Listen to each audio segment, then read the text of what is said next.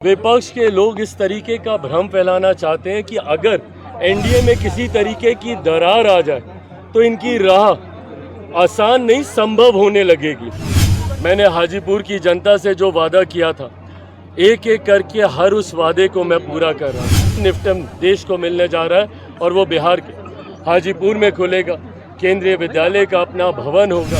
आज जो राष्ट्रीय जनता दल जैसे दल अपने आप को सबसे बड़ा दल कहते हैं, भैया कैसे बड़ा दल बने? अगर उस वक्त भी 2020 में एनडीए एकजुट रहता जैसे आज है, कौन सी सीटें ये लोग जीते? उस सीटों को जीते ना जहां पे चिराग पासवान ने अकेले लड़ने का काम किया। विपक्ष अभी भी चाहता है कि किसी भी तरीके से एनडीए में कोई दरार दिखे। ये दरार दिखने वाली नहीं है। एनडीए एकजुट होकर 225 सीटें जीतने के लक्ष्य के साथ अग्रसर हो। कि हम सीतामढ़ी में थे नहीं, अगर विपक्ष इसको मुद्दा बनाना चाहे कि चिराग नाराज और इसलिए सीतामढ़ी गए, कतई एक साथ चुनाव हुए झारखंड के, महाराष्ट्र के। झारखंड आप जीते सब ठीक, वोटर आईडी सब ठीक, वहाँ पे वोटर लिस्ट भी सब ठीक। कि मेरे नेता, मेरे पिता आदरणीय रामविलास पासवान जी का अधूरा सपना और हाजीपुर की जनता का ये सपना कि हाजीपुर को अपना केंद्रीय विद्यालय का भवन मिले, क्योंकि समय समय पर कई बार देखा गया कि किस तरीके से वैकल्पिक भवन में केंद्रीय विद्यालय में पठन पाठन का काम सुचारू रूप से नहीं चल पाता था और कई बार इसके बंद होने की नौबत आई। ऐसे में मैं मेरे प्रधानमंत्री आदरणीय नरेंद्र मोदी जी का, मैं केंद्रीय शिक्षा मंत्री आदरणीय धर्मेंद्र प्रधान जी का और बिहार के हमारे मुख्यमंत्री आदरणीय नीतीश कुमार जी का विशेष तौर पे मैं धन्यवाद करूंगा कि उन्होंने इस बात को सुनिश्चित किया कि हाजीपुर को अपना केंद्रीय विद्यालय का भवन मिले, ताकि भविष्य में कभी भी हाजीपुर के बच्चों को किसी दूसरे राज्य, किसी दूसरे जिला ना जाना पड़े अपनी पढ़ाई को लेकर, शिक्षा को लेकर। आज इसका हम लोगों ने भूमि पूजन किया है और जल्द ही इसके शिलान्यास का हम लोग कार्य भी आरंभ करेंगे। जल्द इसमें पढ़ाई का कार्य होगा, भवन निर्माण पूरा होके। हाजीपुर का सांसद होने के नाते मैंने हाजीपुर की जनता से जो वादा किया था, एक एक करके हर उस वादे को मैं पूरा कर रहा हूँ। जहाँ मेरे विभाग की, जैसे मेरे नेता अपने विभाग की सबसे बड़ी परियोजनाओं को अपनी लोकसभा में लाने का प्रयास करते थे। रेलवे के वक्त जिस तरीके से यहाँ पे जोनल ऑफिस आया, सीपेट आया, नाइपर आया, होटल मैनेजमेंट आया, मुझे खुशी है कि देश को तीसरा निफ्टम, जो कि राष्ट्रीय मान्यता प्राप्त है, जो कि एक INI इंस्टीट्यूट है, तीसरा निफ्टम देश को मिलने जा रहा है और वो बिहार के हाजीपुर में खुलेगा। केंद्रीय विद्यालय का अपना भवन होगा। मैं हर वो सपना जो हाजीपुर की जनता का था और मेरे पिता का था, उसको पूरा करूंगा, ये वादा करता हूँ।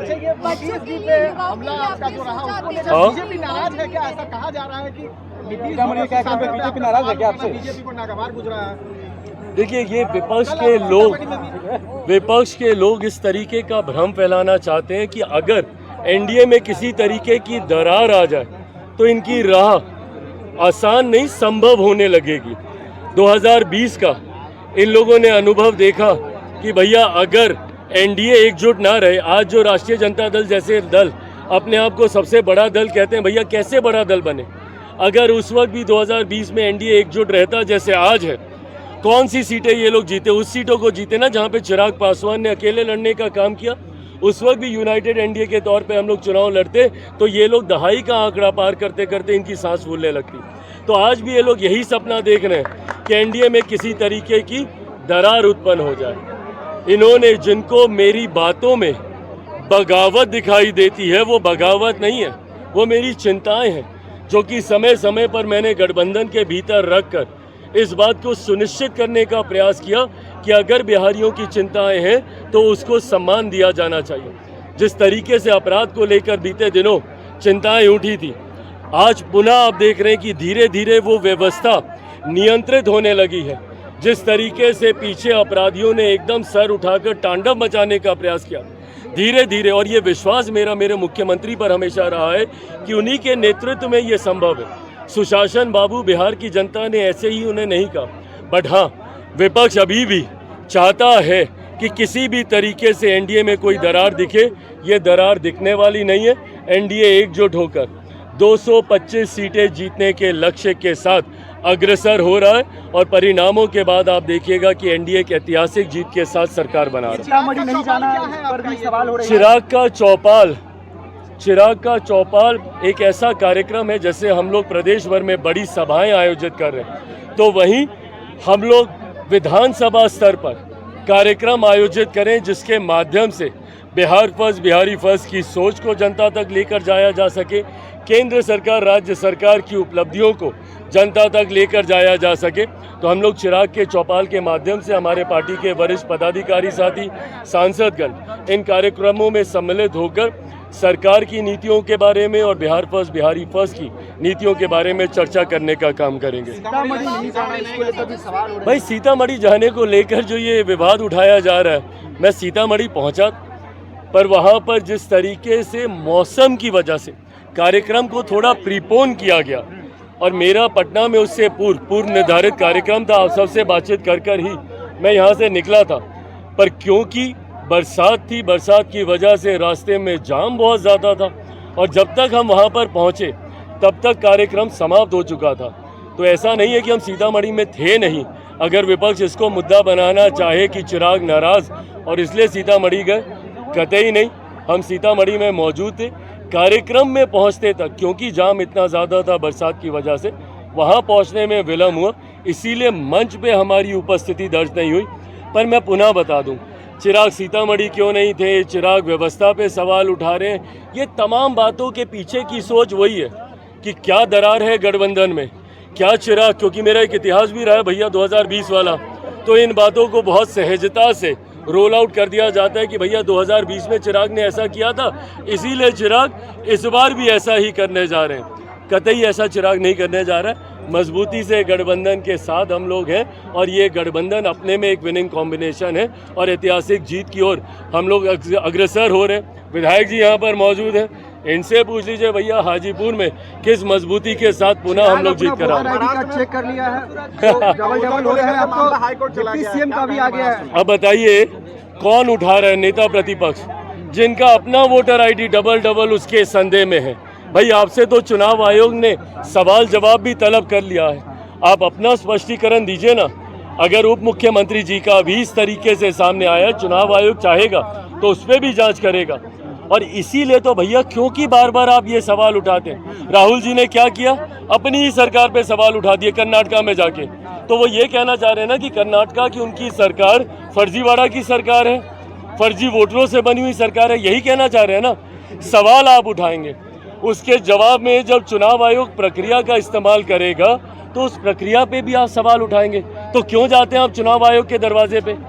एक साथ चुनाव हुए झारखंड के, महाराष्ट्र के, झारखंड आप जीते सब ठीक, वोटर आईडी सब ठीक, वहाँ पे वोटर लिस्ट भी सब ठीक। महाराष्ट्र में आज तक हमको सुनाया जाता है कि भैया हम लोग फर्जीवाड़ा से हम लोग चुनाव जीते हैं, फर्जी वोटर बना के। तो बार बार आप जाइएगा, तो कैसे इसको ठीक किया जाएगा? अगर आपको इस बात का संदेह है वोटर लिस्ट को लेकर, कैसे ठीक किया जाएगा? इंटेंसिव रिवीजन से ही। अब जब इंटेंसिव रिवीजन कराया जा रहा है, अब इन्होंने कर्नाटका को लेकर कई इन्होंने उदाहरण भी दिए।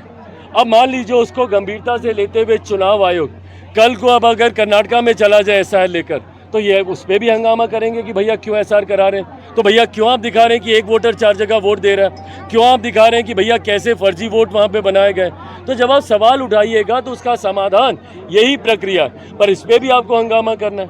आप भारत की संसद नहीं चलने देते, वहाँ पे आप लोगों ने जाम लगा के रखा हुआ है। क्यों? कि सरकार उस पर बहस कराए। कैसे सरकार बहस कराए? और 1% मान भी लीजिए कि सरकार ने बहस करा ली, तो मुझे राहुल जी या बिहार के नेता विपक्ष के इस बात का जवाब दें कि उस बहस का जवाब कौन देगा। हाँ विधायक जी बताइए, अगर ये बहस हो गई वहाँ पे तो कौन जवाब देगा इसका? किस सरकार, किस विभाग के अंतर्गत चुनाव आयोग आता है, मुझे बताएं राहुल गांधी जी। इसका कौन मंत्री है चुनाव आयोग का, बताएं किस मंत्री से आपको जवाब चाहिए? अरे भैया एक स्वतंत्र संवैधानिक संस्था है, इसने एक प्रक्रिया को रोल आउट किया, उसको लेकर 2 मत आए। एक बड़ा मत आया जो हम उस प्रक्रिया से सहमत है, एक मत आया विपक्ष के लोगों का जो असहमत है। तो आप चुनाव आयोग के पास जाइए ना, उनसे सवाल तलब कीजिए। संसद नहीं चलने देना, क्या ये संभव है कि चुनाव आयोग पार्लियामेंट में आकर जवाब देगा? नहीं दे सकता, तो आप सदन क्यों नहीं चलने दे रहे? तो विपक्ष ये जो भ्रम फैला रहा है, डरा कर वोट हासिल करना सीए के ज़माने से कर रहे हैं। एक नागरिकता देने वाले कानून को इन्होंने नागरिकता छीनने वाला कानून बता दिया। बता दीजिए मुझे कौन से मुसलमान की नागरिकता सीए से छीन ली गई? देश भर में आगजनी का माहौल बना के रखा। लोकसभा चुनाव में कहा कि भैया आरक्षण समाप्त हो जाएगा, किसका छीन लिया आरक्षण? संविधान खत्म हो जाएगा, कहाँ का संविधान खत्म हुआ? अब ये पुनः डरा रहे हैं एसआईआर को लेकर।